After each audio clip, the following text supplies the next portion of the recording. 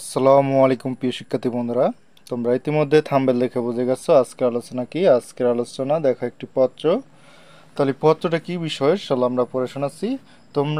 তোমার ছাত্রাবাস জীবনের অভিজ্ঞতা জানিয়ে তোমার মাকে পত্র লেখো। তাহলে তোমার নিজের মাকে একটি পত্র লিখতে হবে ছাত্রাবাস সম্পর্কিত।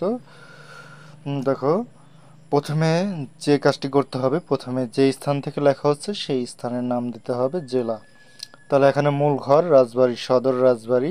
তারপরে যেদিনকে লিখছো সেদিনের তারিখ দেবা। আমি এখানে তারিখ ব্যবহার করেছি, দেখো 14ই জুন 2025। তোমরা যেদিন লিখবা সেদিনকে তারিখ দেবা। সদিও মা, আমার সালাম নিও, বাবাকেও আমার সালাম দিও। তুমিও বাবা কেমন আছো? তোমাদের জন্য আমার সব সময় চিন্তা হয়। নিজেদের শরীরের প্রতি যত্ন নিও। আমি 1 সপ্তাহ আগে আমার স্কুলের ছাত্রনিবাসে উঠেছি। বিভিন্ন শ্রেণীর ছাত্ররা এখানে থাকে। ছাত্ররা পরস্পরের প্রতি যথেষ্ট সহানুভূতিশীল।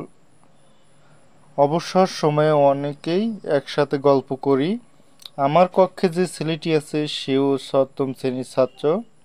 ওর নাম রাব্বি। ও ফরিদপুরের ছেলে। আমার কক্ষটাও 4তলায়। কক্ষের জানালা দিয়ে সুন্দর দৃশ্য দেখা যায়। তারপর দেখো, ছাত্রনিবাসের একটি মিলনায়ত্ন আছে, সেখানে বিভিন্ন খেলা হয়।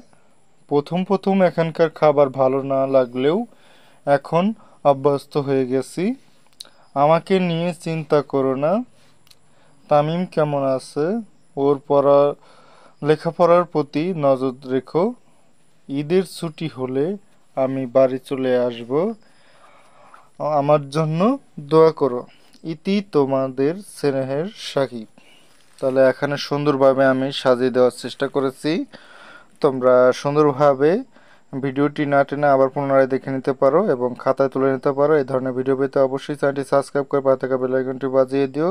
আজ এই পর্যন্ত, পরবর্তীতে আবার দেখা হবে। আল্লাহ হাফেজ।